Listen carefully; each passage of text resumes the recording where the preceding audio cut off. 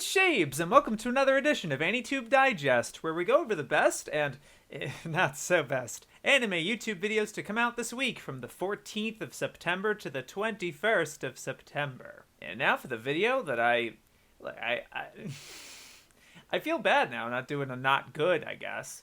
I don't feel as strong, passionate rage about these videos lately. And it also doesn't help that I don't want to watch cringe.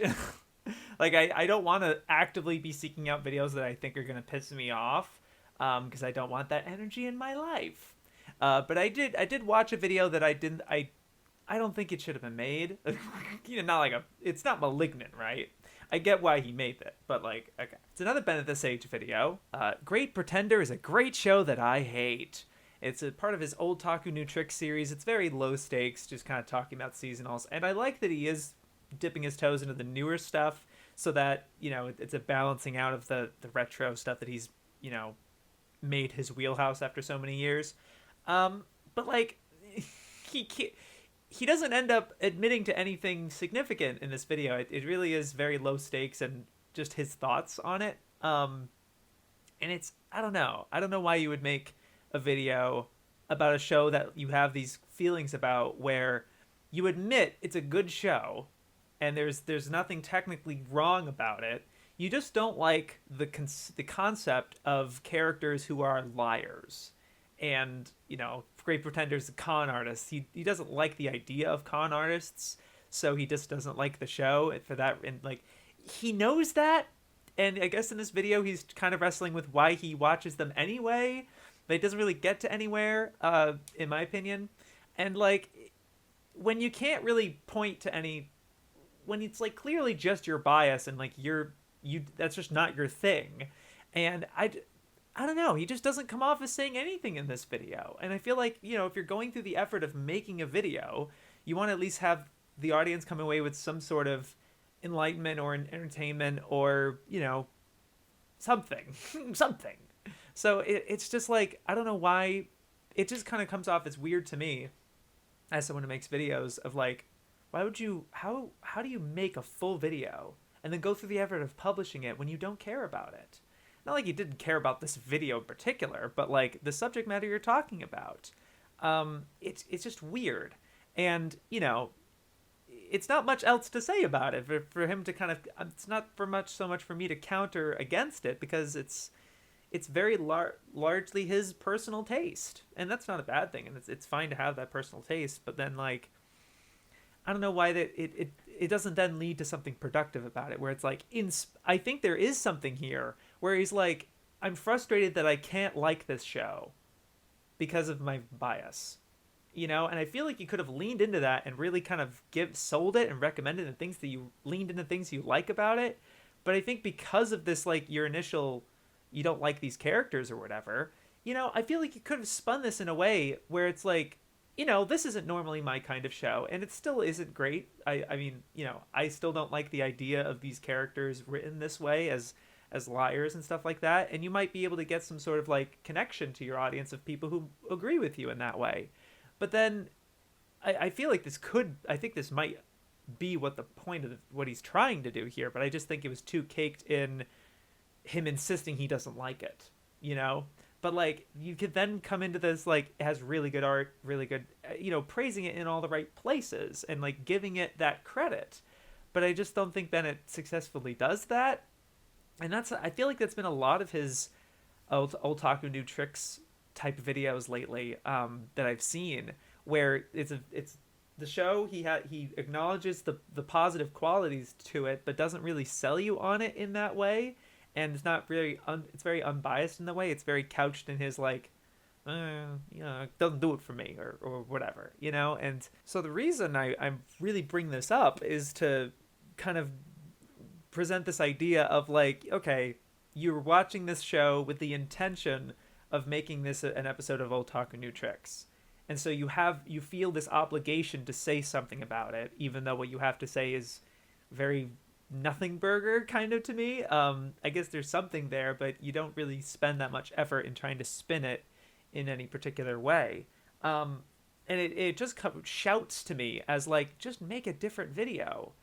find something else. Find a movie or like an OVA or something. And like, I get the new tricks idea, but like, especially when like your wheelhouse is still 80s, 90s, and maybe 2000s. There's still an entire decade of the 2010s that you didn't watch, that I'm pretty like you've largely ignored as well. And you could watch a 12, like a one core of that. And yeah, it's like, oh, but that's another, you set these deadlines or whatever. I don't know. But like, you should have a backlog, right? Find something. And if you don't, and then it's like, well, okay, I don't know. I feel like that's sort of transparent. I would appreciate that as a fan of somebody's content, if somebody has that transparency of like, it didn't really work the way I wanted to, and I don't want to release mid. You know, I like creators that have that foresight of like, this video wasn't working, I'm gonna retool it. I like that transparency in a creator because it shows that they care. It's not like you don't care in this way, but it's signs like this where it's like, this seems as more of an obligation sort of thing. I would rather something else. A subject that you are excited to talk about. Maybe it's because he's done this for so long. The spark isn't as exciting, and you feel the passion every video or something. Okay, fair. I get it. I don't know. Maybe I don't get it. But yeah, it's just disappointing to see videos like this from people that I do think, again, I have to reiterate this every time, I do think Bennett can make really good videos. I don't know. I just don't think this is one of them. But I'm going to segue that into videos that I thought were decent. Pretty good. And I wanted to start with a kind of a contrast to that I thought was interesting, a little parallel that happened this week. It's not the only parallel. But this video by Glass Reflection, watch Great Pretender. It is just a standard review of his, but he's done a much better. He's kind of read the room at this point. If you're not, because like people have probably watched him years back and they kind of think they get his shtick by now, but he really has dropped the pretense like everyone else. He's read the room basically when it comes to story, kind of the categorization that he had in his videos for so long, and even the score at the end. I don't think he gave a score for this at the end, but like, it's really an encouragement to watch it. He has his problems with it still, but the notable thing that I really liked with this video was at the very beginning, he prefaces it with, this is an SD card. It has a review of Millionaire Detective and how I was not the biggest fan of it, but it's a tentative recommendation. But I'm not going to release that because I watched Great Pretender and really liked it. And, and so I'm going to talk about that instead. Literally what I'm recommending Bennett do if something like this happens to you, where you're watching something with the intention of making a video on it and it doesn't come out the way you expect it to, or you didn't like it, something, it's not video worthy for you. And then, you're like, okay, let's get to work.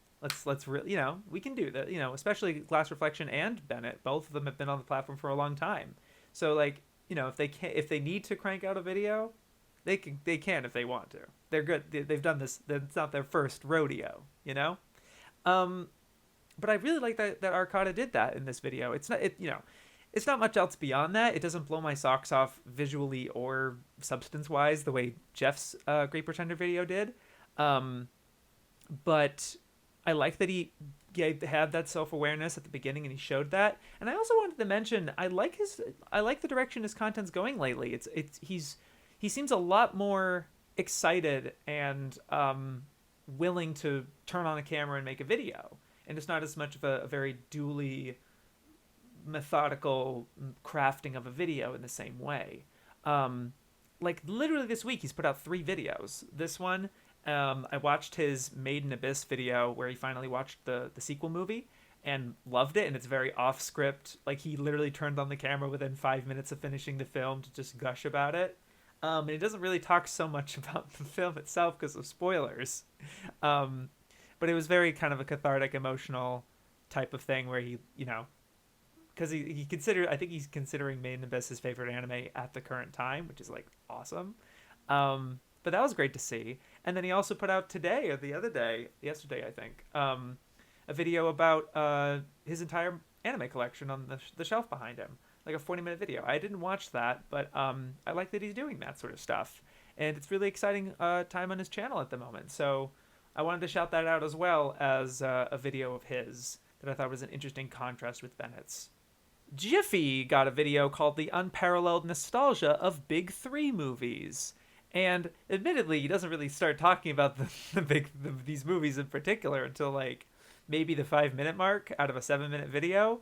And at the very end, he sticks like a tier list at the end of like all the movies he saw and the ones he kind of recommends and stuff that he likes. And it's not super big of a deal or whatever. And I think he downplays it a lot in the video too, which I like. I like the personability he had there. And he's doing his thing where he's opening himself up to being more personal and sharing some personal stories of him being at college, and with like no internet for 10 days by himself. So that's how he found he realized he had this external hard drive of all these movies, so he just watched them for that reason. But then he contextualized that earlier with his childhood, and his relationship with the big three in particular, which I really like. He doesn't really talk about the movies themselves as he does about the feeling of watching them and that personal journey of his. And he's using a lot of footage from NHK and I think Barakamon and a lot of he was using like Run with the Wind for college, like the college setting, which was nice. I like that that type of clip selection where it shows that you care about, but relate to what you're talking about. And then he has like the way he edits it a little bit is very antithetical to what like pause and select does, where pause and select very specifically doesn't choose clips where people are talking, or if he needs to, he will mask out the mouth of people talking just so there's no disassociation and it looks like the character is saying what he's saying, sort of deal. But then Jiffy's actually leaning into that idea and has it as if the character is saying those things and he's cutting them saying a thing to what he's saying, I guess. Their lip flaps to him, basically. But that was very interesting and engaging on a visual level. There isn't a lot of technical, magic happening here. It's a very, safe, not safe, I guess, but like low stakes type of vlog of sorts, kind of going off about this idea, but he's not trying to make this huge grand point or something. He's not taking it that seriously. But I like that casual air to him. I think it's a very comfy video in that way. So I liked this video a good deal. I liked it. I watched Jack and Core. I watch them a lot, but I don't see the merit of putting them on Digest every week when it's similar stuff that I've covered before, I guess, from them. But this was sort of different on their end. It's more of kind of a situational. It's not, I don't know what to call it. It's not a sketch. It's not a reaction thing. It's a Discord call. And they're reviewing the Travis Scott burger.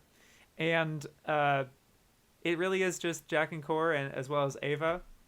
And I think it was Smug that was, I'm sorry if I'm wrong, I think it's Smug that was like showing it, like they were reacting to some Watch Mojo McDonald's videos or something. It felt very unfocused and off the cuff, but that's kind of what's funny about it. It's a very spontaneous idea. And I think Jack like specifically I just happened to stumble on the call when they were in the middle of doing it. And you can see me in the video towards the end, too. I don't say anything. For some reason, I didn't connect that they were making a video. And then, like, towards the end, I'm like, oh, this is probably... It's like, I'm going to go edit this. I'm like, oh, that was a video. Huh.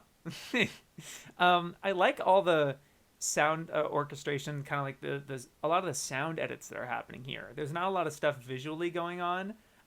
It's just the Discord call and a lot of zooming in on certain people. But I like that Jack... I think it's Jack that mostly edited this. Used a lot of different sound effects and used that kind of video editing. I think a lot of people, when they see kind of shitposty editing, they think visuals and like reaction images and stuff, but not a lot of people do that with their audio as much, I would say. I don't think it's as prevalent, but I think that was a very smart choice in this particular instance, especially when he wanted to crank this out really quick. I thought that was a really good idea. But yeah, no, it's not so much of a serious thing. I just think it was a different direction for their channel.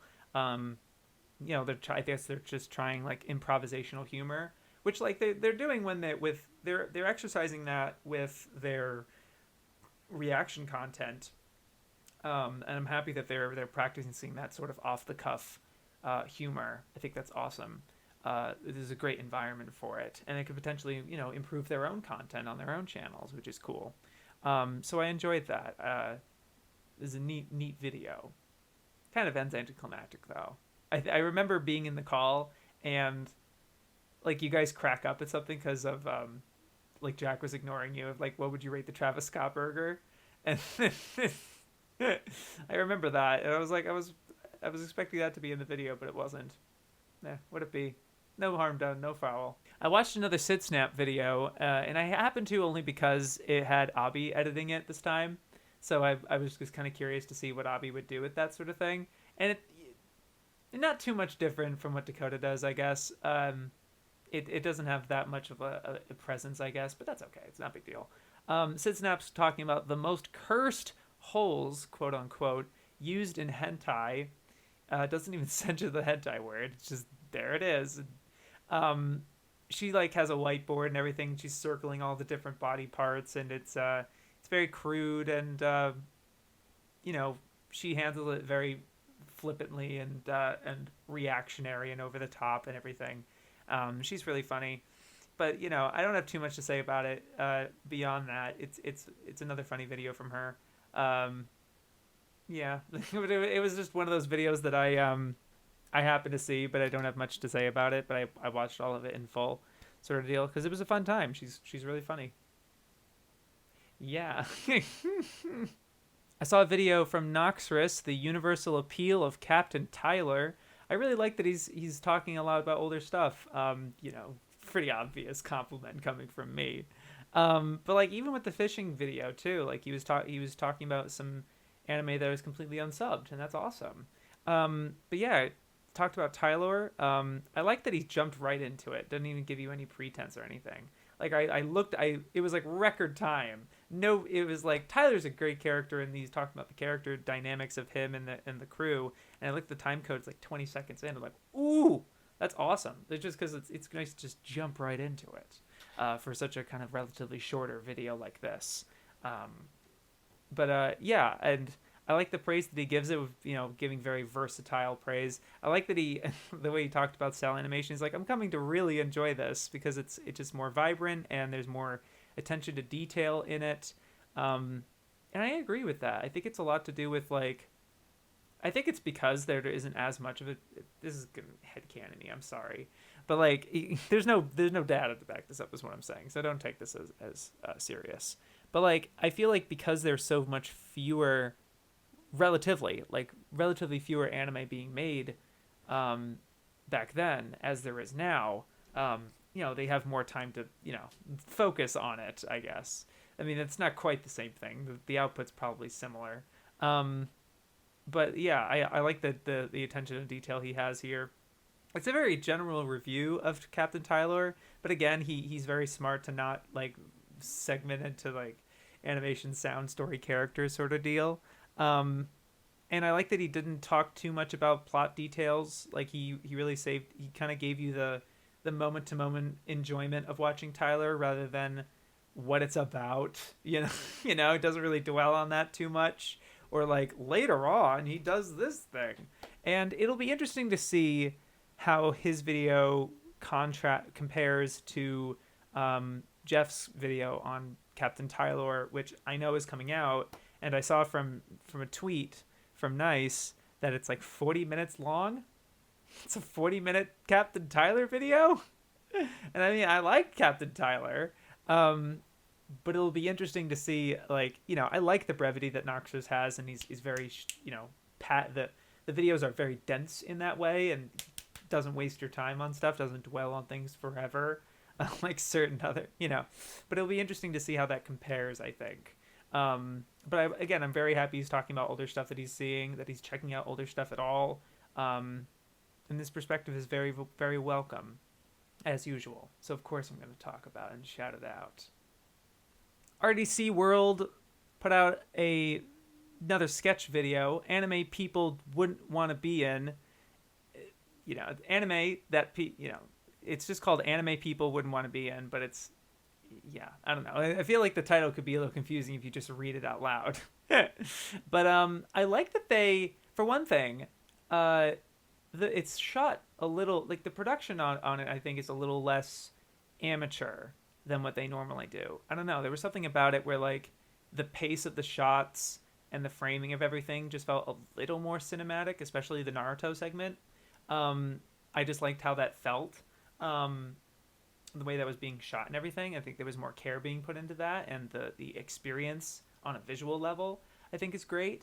But it is a series of sketches strung together by this, like, them kind of hanging out together at a park, and they're like, man, what world would you want to be in anime? And they just keep mentioning stuff, and all of them are bad ideas for one reason or another.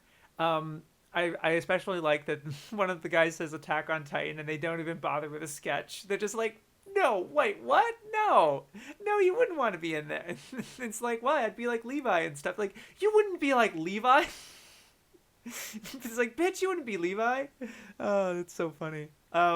They don't even bother. They don't even bother with the sketch on that one. It's really funny. But there's a really funny Hero Academia sketch where it's like, yeah, but your quirk is probably trash, though. It's because a lot of people's quirks are trash. It's like, my quirk is to charge batteries and charge people's batteries and stuff like that. Like really useless. I think that joke in particular went, it dragged a little too long, I guess, because they do two different scenarios with like the same quirks. A little long, but I always like their humor, and it's always very pointed. Even if it's very basic, like even that they talk about like Parasite as it was. It's like, yeah, exactly what so like the joke itself is more on a visual sort of level and not so much clever or like, meta commentary, I guess. Like their Naruto one, I really like that they essentially, I haven't seen Naruto, but I believe one of the first missions that he goes on is like this one, it's like a routine mission, and then they get stopped by some assassins that are going to try to kill them or whatever, and it's like the fog thing mirrors that one. I don't know any names. I haven't seen Naruto. But they I think they call back to that scene, and the sensei gets incapacitated, and they're like, oh shit. And it's like, you said it was gonna be routine. It's like, it's some bandits or something. It's like, we're not bandits. Like, I thought it was bandits, or whatever. It's like very funny, kind of not. I was about to say comedy of errors, but not really. It's just like, it's just really funny. I love this sort of humor. Yeah, but even on Parasite, where they just, I don't know, they just kind of do the thing. They do the Parasite thing, and that you expect them to. And they have the guy's head like split open, which is like very like, not MS Painty, but like, primitive. Like, doesn't try to be all that convincing, which is fine. It's funny. It's like B cinema sort of deal, where it's like you expect the effects to be, kind of practical or whatever. I don't know. It's just really funny like that they went that far to like depict it. The guy's head splitting open for Parasite, and then cuts the guy's head off. Shit's funny. Yeah, I like their stuff. And then I have another pair of videos that I thought were very interesting that came out the same day. This first one actually came out before the second one, but it's interesting that it's kind of the same topic about being about mixed race, or hafu is way one video calls it and the other one calls it whatever. But this first one that I thought was decent was from that Japanese man Yuta. What Japanese elders think of mixed race Japanese people. This is one of his interview videos that he makes fairly consistently, and so I decided to check it out. Mainly I wouldn't have checked it out otherwise, but like, because kind of whatever, it's not so much of an anime topic, but it actually literally is the same subject the same day as this other Anime Man video that I did want to check out. I thought was kind of interesting. But yeah, so it's Yuta interviewing a series of older Japanese citizens, Japanese people, Japanese elders, I guess. Get to the fucking again. it's him interviewing them, and I like that at the beginning he prefaces it with, "None of this is my opinion. I literally include every interview that I conduct for this. I don't try to, you know, conveniently leave one or the other thing out." Um, and I think it does show in the video where there's a couple interviews where there's not much information happening, or it's kind of redundant or not that juicy, or it's mundane, I suppose. And that can bog down the video on a moment to moment basis. But no, I think it supports the argument he has, where he is going out of his way to include those not so interesting bits to prove that he's not cherry picking, and what he's depicting here as the consensus, or trying to find a consensus in some cases, that what he's doing, is legit. It's basically, giving him credibility, basically, which I really like.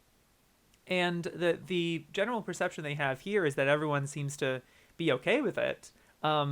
But at the same time, and I think some people in the comments of this video were saying it, it's one thing to kind of to say one thing when you're asked about it on camera, and another thing to act out what you truly feel when no cameras are on, and behind closed doors. So there's that bit of artificiality that's kind of tough to say. That's what's make that I think that's. I'm not trying to expect this out of Yuta, but like that's what makes All Gas No Brakes such a phenomenal channel, is that he, it's not even like that he's cherry picking. He just finds these guys and they're able to spill their true feelings and their guts all over the place, and really say this outrageous shit, and they don't care, and they're excited to, they're happy to get their voice out there, and it's crazy. That channel's insane. And he lets them go. But like, obviously, Japanese is a lot more formal. And I think this is definitely taken more seriously, where they're really pitching people questions, the same question, of what they think about mixed race Japanese people. If there was one in your family, how would you react? What would you do with this and that and the other thing? And a lot of people's consensus was like, yeah, I wouldn't mind it. I don't really have an opinion. It's what it is. One guy was, I think towards the beginning, was like, Japan is an island country, and this is becoming more of a global society at large, and it's like kind of tapping into what Kanapo was saying about anime being a global medium, and it's globalizing. And this Japanese elder was like, yeah, Japan has to kind of globalize and be less isolated and insular with each, in their own culture, and try to spread to other cultures, make more babies. That's another thing, is that's a whole issue that they not necessarily talk about in this video, but it is a little tied to that. But I thought it was interesting to get their side of the thing, but it wasn't, I don't know, it wasn't fully convincing. It's like, it is like, yeah, at the end of the day, it's a very artificial interview. But I like that Yuta goes out of his way to make these sort of videos. It's very interesting. But I do want to kind of mark this one as best video, one of the best videos of the week, because I really like seeing this side of him. It's kind of on the other side of the coin, from the anime man. Do I hate being half Japanese living in Japan, or hafu as he calls it? And this is not him on camera this time. It's actually more of a scripted, sort of like, voice only, and he's much more serious sounding and like vulnerable. He sounds like he really, it's a struggle for him, and he's constantly, it sounds like he's like second guessing whether to say anything like this, because he could just go about his day or whatever. But this is a conflict he's had for a lot of his life, and the reason why he studied so much Japanese as a child was because of this half and half distinction, and he wanted to talk with his family and friends from Japan, and he lived there for half of his life, so of course he wants to be able to fully communicate with them. But he does occasionally experience animosity towards against him, calling him hafu, people calling him hafu in a sort of derogatory, lesser than sort of way. And he does go far as to say, like, other people try to tiptoe around it, but I'm not afraid to call it racism. But he doesn't really dwell on it too much. The video is mostly referring to his state of mind and his psychology. I like the metaphor he uses of being on a bridge, and one, on both sides of the bridge are his heritages, and he wants to appeal to both of them, but you can only go to one side of the bridge or the other, and they're not really the same. They're not mingled in the same way. It's hard to combine them. They're very distinct from each other, almost isolated. And he feels kind of trapped in the middle of that bridge, and he wants to go to both sides, but he feels split in that way. So it's a very introspective video from him, and I really like that he did it. And it is more on the serious side, but I think the tone was very appropriate. I like the choice of not being on camera so much, because I feel like he might have the urge to be a little goofier, or like kind of emote. It might not be the best thing to watch visually. So I like the choice that he made, and he had Mudon edit it. It's it's not like a big lavish production with Mudon on this particular video, but it is serviceable in that way. It's kind of his channel avatar, like his OC basically. As the kind of the puppet animation kind of hovering around a little bit, and Mudon doing some slightly funny edits. And there's one that's a little not bad, but like kind of disturbing. Of like, I think Joey says like, "I'm coming out of my mother's womb" or something, like just being born or something. And he like Mudon has like the pregnant woman, and there's a hole coming out, like a sawed out, very cartoony hole, and then Anime Man pops out of it or whatever. It's like, huh. So it's a little weird image. I don't think it's a bad thing. It's certainly engaging in that way. But I like that choice as well. And I like seeing this from him. I really do. I'm happy people are, they're willing to be vulnerable and introspective like this. This is a very sensitive subject for him. I also like that he doesn't really dwell too much on lashing out and really trying to accuse a whole group of people, right? He kind of just makes a lot of passing remarks, and sort of like, he doesn't call anyone out or specific instances or whatever like that, but he does get that vibe.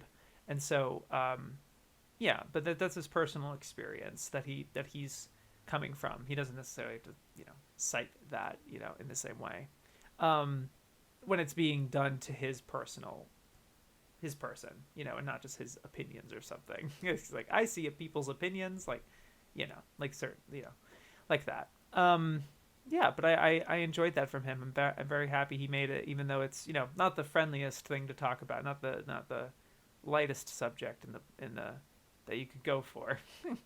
I really enjoyed this Oceaniz video. Form is content, which, like, reminds me of a certain other title from one Digine, Aesthetic is Narrative, which is probably not quite the same thing. I think Oceaniz is a little more literal here, and he prefaces it with, like, people wonder why literature classes they give so much of a shit about how the poem is structured, like how many lines it has and the beats and stuff like that, and the technical mastery on display. And it's like, why are we talking about that when we're not talking about the content?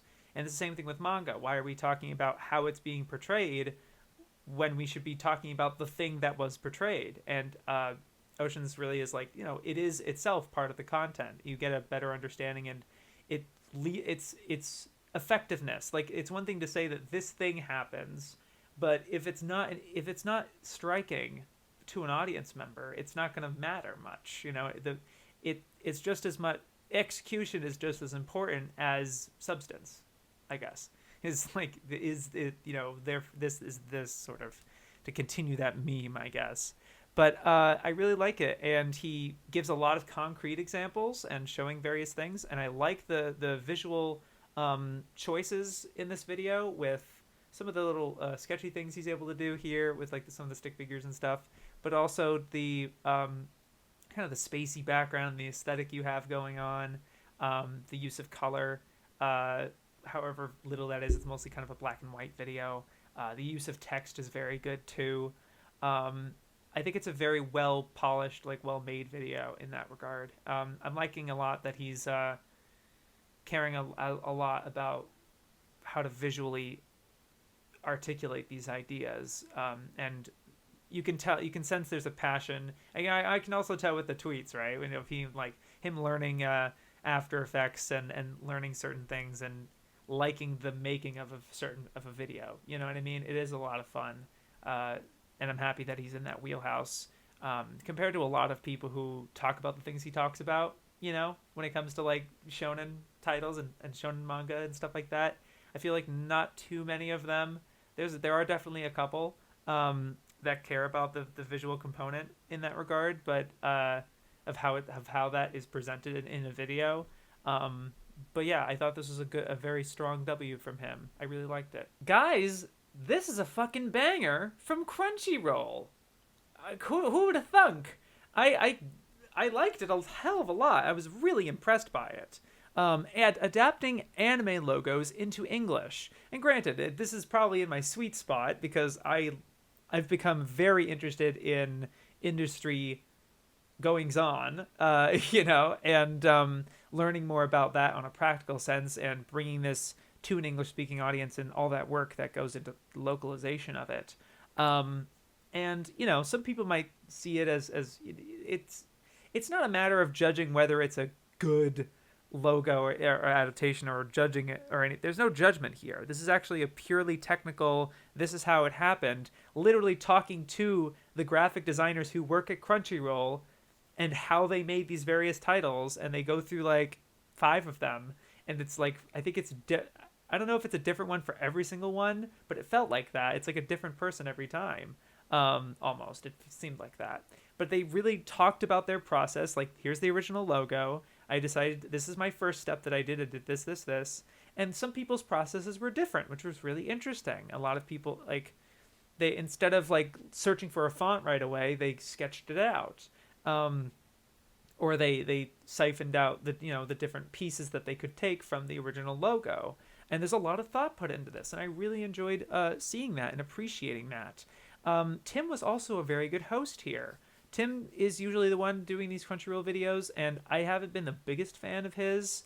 I don't know. There was just a lot. It has that kind of corporate vibe of like, say the thing, scripted, have a joke here, and kind of whatever. Yeah, I don't know. It doesn't do it for me personally. It kind of has. There's a disconnect there for me. But here, I think it was also because for whatever one reason, I think it's probably just because of the pandemic. They had him animated. So it was kind of like an illustrative thing, and it was him at his set at his little table, similar to what his live action set kind of looks like him at a table and everything. And it's very simplistic animation, but it actually is very aesthetically pleasing. I actually really like that. That it wasn't the puppet tool. It wasn't like one still or like kind of what Getting the Robot did during that period between the live action and them shutting down at the time.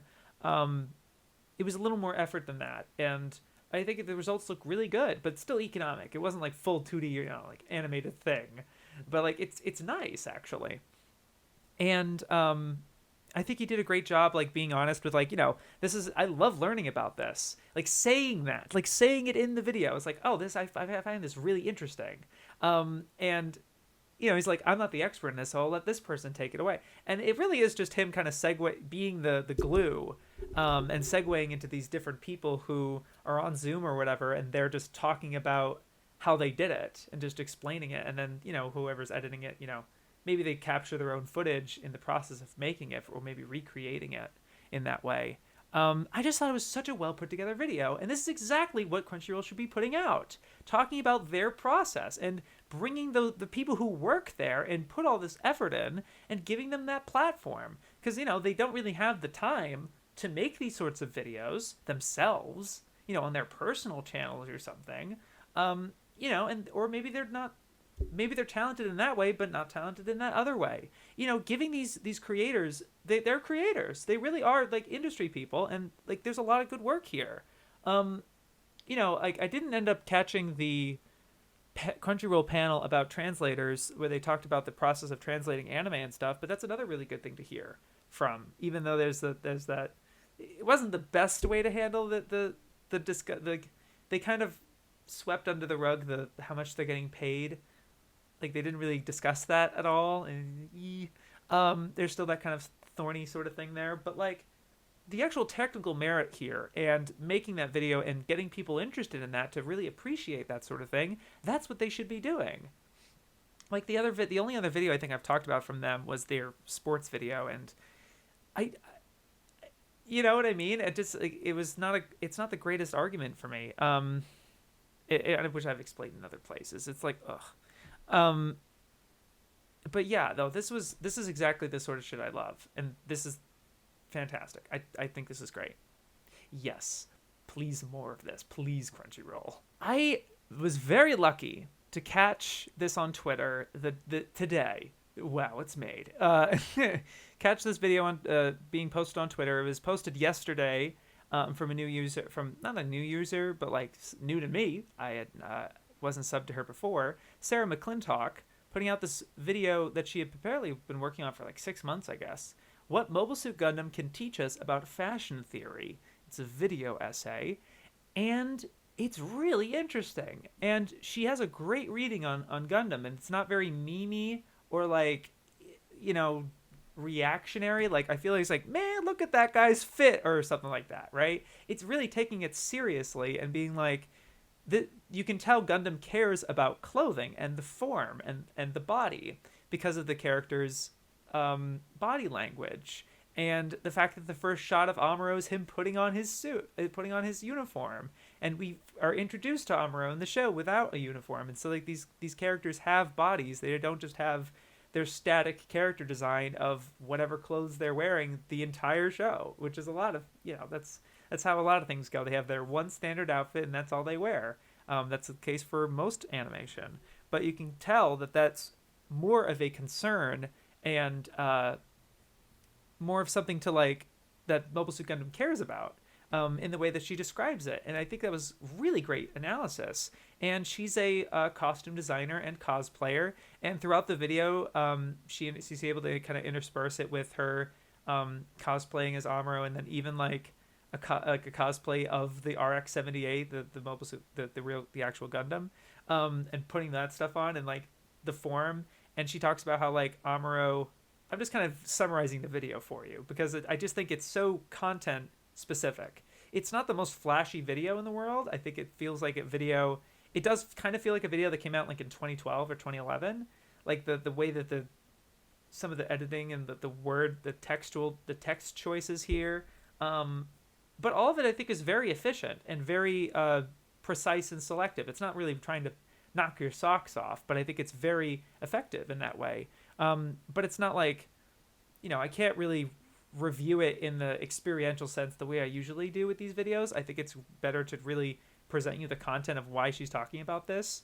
I thought initially it was like, oh yeah, you know how like the Zakus are designed after cosmopolitan suits. I thought she was going to talk about that, but I don't think she did. Or if she did, she may have done like a passing thought.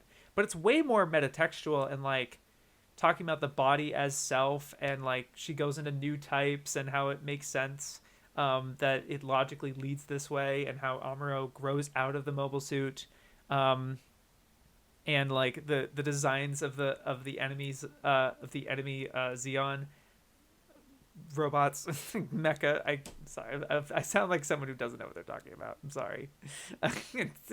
This is off the cuff. I'm sorry. But like how Big Zam isn't shaped like a human. How Char's final robot begins with a Z. I don't remember. You know, like it doesn't have legs, right? And it's very like not human. And so that's, you know, the new type is the natural evolution of that. We don't need the corporeal form. She uses much different terminology, I guess, but like I don't know if corporeal form's even the right word. But it came off so smart. She has a lot of sources underneath and doesn't feel all that memey and like, you know, I think, but it's still very affable and personable. It doesn't feel very rigid or anything. I think her delivery is really good here. And I thought it was just a very interesting video. I loved it. I really liked it. This is again like those sort of one of those sorts of videos that I capture as like, yeah, this is what we could do. Yeah, this is stuff that like is really interesting and that more people should be doing, but so many more people just kind of like make whatever's on their mind, or have to make a video, so here you go, sort of deal.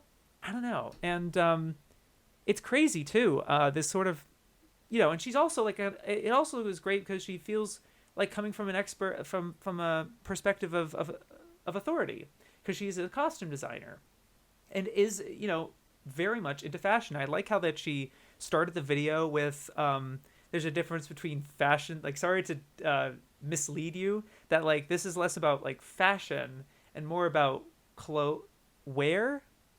What is it? There's the terminology. It's like wears, or not the clothing.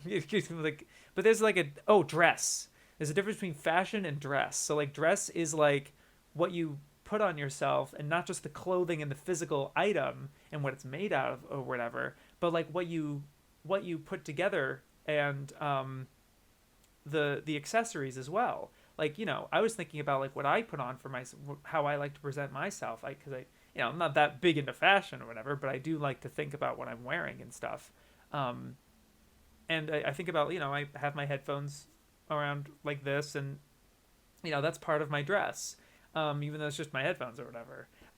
Or like, I have a certain belt or whatever. Not like I usually do, but like, you know what I mean? Or like a choice of mask. Wear a mask. Sorry to get political. No, but I really liked that point from her. I never heard it before, but especially starting out with something like an observation like that really made me be like, oh yeah, she knows what she's talking about, and she's read into this, and it was interesting, and there's a lot of quotes, although it was weird she didn't like read them off. There was like kind of some moments of dead silence when the quote would be on screen or whatever. That was a little weird, but that's not a big point. But it was just something I remember that was interesting. But like, it's backed up with a lot of resources and sources, and real paying attention. I like, even visually, she was showing the fact that Gundam really cares about the body.